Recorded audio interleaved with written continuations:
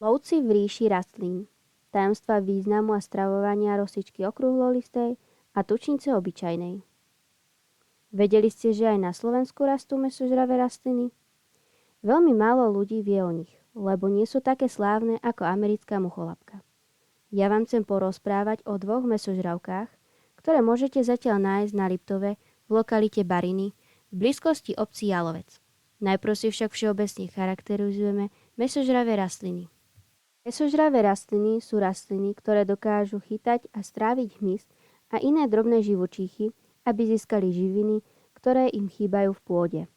Mäsožravé rastliny sa vyvinuli ako reakcia na prostredie s chudobnými pôdami, kde základné živiny ako dusík a fosfor sú v nedostatku.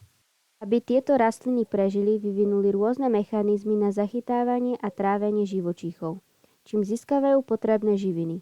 Tento proces je výsledkom miliónov rokov evolúcie a adaptácie na extrémne podmienky.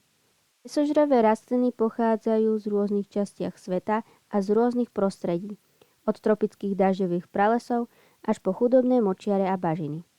Spoločným znakom týchto prostredí je nízky obsah živín v pôde, čo nutilo rastliny hľadať alternatívne spôsoby na získavanie potrebných látok pre svoj rast a reprodukciu. Každý druh mäsožravej rastliny má svoj vlastný unikátny spôsob lovu a trávenia koristi. Pri love používajú napríklad lepkavé chlpky, kliešte alebo urnu. Keď už máme všeobecnú charakteristiku zvládnutú, môžeme prejsť na rosičku okrúhlolistu, ktorá rastie v lokalite Bariny. Rosička okrúhlolista je mäsožravá rastlina, ktorá sa vyskytuje na rašelinových mokrých miestach. Na Slovensku sa vyskytuje už celkom zriedkavo, hlavne na Hornej Orave, v Záhorskej nížine a pod Tatrami. Obľubuje vlhké, kyslé a na živiny chudobné rašelinové i piesičité pôdy. Používa sa aj v lekárstve na výrobu prípravkov, pri zápale dolných dýchacích ciest, proti vápenaťu tepien, proti chorobám močových ciest alebo pri čiernom kašli. Rosička má okrúhle, ploché listy s priemerom 1 až 2 cm, usporiadané do prízemnej ružice. Každý list je pokrytý dlhými, červenými chlopkami, ktoré na svojich koncoch produkujú lepkavé kvapky, pripomínajúcu rosu. Odtiaľ pochádza jej názov. Tieto kvapky sú slizovitým výlučkom, ktorý priťahuje a lepí hmyz. Rosička vytvára tenké, vzpriamené stonky, na ktorých rastú malé, biele alebo bledoružové kvety. Kvitne od júna do augusta. Rosička okrúhlolistá chytá hmyz pomocou lepkavých kvapiek na konci svojich listov, ktoré pripomínajú drobné chlopky. Tieto chlopky obsahujú lepkavý sliz, ktorý obsahuje cukry a iné látky lákajúce hmyz na pristratie. Keď hmyz prilákaný vôňou alebo vzhľadom kvetu pristane na listoch, rýchlo sa prilepí na sliz. Po zachytení hmyzu sa listy rosičky začnú pomaly ohýbať smerom ku koristi, čím ju pevnejšie obklopia. Následne rastlina uvoľní tráviace enzymy, ktoré rozkladajú hmyz a z jeho tela sa uvoľnia živiny, najmä dusík. Tieto živiny sú pre rosičku nevyhnutné, pretože rastie na pôdach chudobných na živiny, kde by sa inak nevedela dostatočne vyživiť. Po týždni alebo 10 dňoch, niekedy aj 14, sa listy opäť otvoria, čím sa odhalí škrupina hmyzu. Lepkavý sliz, ktorý rosička okrúhlolistá využíva na chytanie hmyzu, obsahuje rôzne látky, ktoré jej pomáhajú nielen chytiť, ale aj stráviť korisť.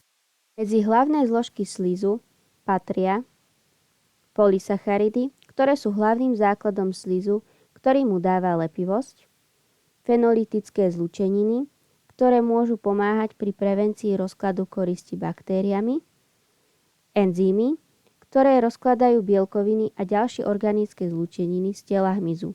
Tieto enzymy sú uvoľňované až po chytení hmyzu a ich úlohou je rozložiť korisť na živiny, ktoré môže rosička vstrebávať.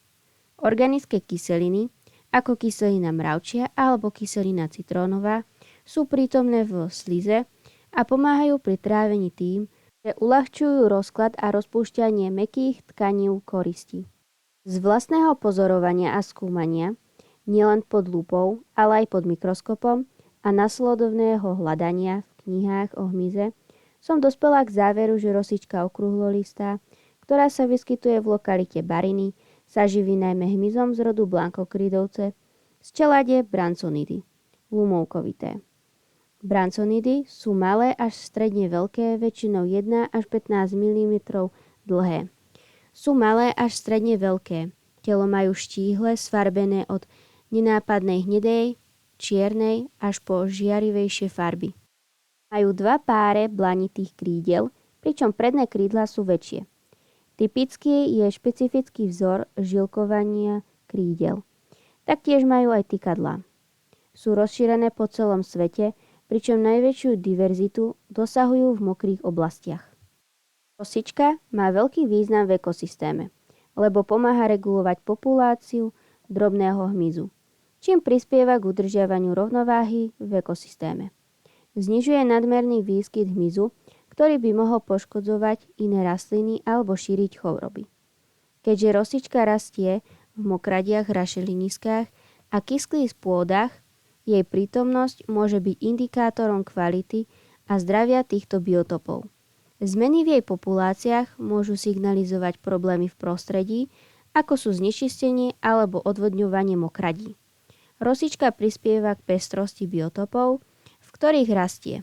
Je súčasťou špecifických spoločenstiev rastlín a organizmov, ktoré sa prispôsobili životu v kyslých a vlhkých pôdach. To by bolo všetko o rosičke a teraz si povieme o tučnici obyčajnej, ktorá tiež rastie v lokalite Bariny. Tučnica obyčajná je tiež mäsožravá rastlina, ktorá rastie na vlhkých, kyslých a chudobných pôdach, typicky v mokradiach, rašeliniskách a pri okrajoch potokoch. Tučnica bola v tradičnej medicíne využívaná ako liečivo proti kašlu, zápalom dýchacích ciest a respiračným ochorením. Táto rastlina je známa svojimi lepkavými listami, ktoré používa na chytanie drobného hmyzu a získavanie živín z jeho tela. Tučnica obyčajná má ružicu hladkých, šťavnatých, svetlo-zelených listov, ktoré sú pokryté lepkavým slizom. Tento slinz vytvára žľazy na povrchu listov, ktoré priťahujú a zachytávajú drobný hmyz, ako sú mušky a mravce. V letných mesiacoch tučnica obyčajná kvitne a vytvára malé fialové alebo modrasté kvietky na tenkej stonke, ktoré sú atraktívne pre opeľovače. Kvety sú umiestnené dostatočne vysoko nad listami, aby sa zabránilo tomu, že opeľovače budú zachytené lepkavým povrchom listov. Tučnica obyčajná chytá a trávi hmyz pomocou lepkavých listov, ktoré slúžia ako pasce. Na rozdiel od niektorých iných mäsožravých rastlín nemá mechanizmus aktívneho pohybu listov. Namiesto toho využíva pasívne, ale efektívne metódy na chytenie a trávenie koristi. Povrch listov tučnice obyčajnej je pokrytý žľazami, ktoré produkujú sliz obsahujúci lepkavé látky, ktoré lákajú hmyz. Keď hmyz pristane na listoch, uviazne v lepkavom slize a nedokáže sa odlepiť. Potom, čo hmyz uviazne, žľazy na povrchu listov začnú uvoľňovať tráviace enzymy, ako sú proteázy a esterázy. Tieto enzymy rozkladajú bielkoviny, tuky a ďalšie organické látky v tele hmyzu. Počas niekoľkých hodín až dní sa mäkké tkanivá hmyzu rozložia na jednoduchšie látky, ktoré môže rastlina ľahko absorbovať. Po rozložení koristi tučnica absorbuje živiny priamo cez povrch listov. Tieto živiny sú pre rastlinu veľmi dôležité, keďže rastie v pôdach chudobných na minerály, kde by inak nemala dostatok živín na svoj rast. Sliz, ktorý tučnica obyčajná využíva na chytanie a trávenie hmyzu, obsahuje polysacharidy, ktoré prilepia hmyz k povrchu listu a zabraňujú jeho úniku, proteíny, ktoré slúžia ako základ pre štruktúru slizu a zvyšujú jeho lepivosť, tráviace enzymy, ktoré sa aktivujú potom, čo sa hmyz prilepí na list a začnú rozkladať jeho mäkké tkanivá na jednoduchšie zlúčeniny, ktoré rastlina dokáže absorbovať. Organické kyseliny, ako kyselina jablčná a citrónová, sú prítomné v slize a pomáhajú pri trávení koristi tým, že zlepšujú rozklad tkanív a umožňujú jednoduchšie prenikanie tráviacich enzymov do tela hmyzu.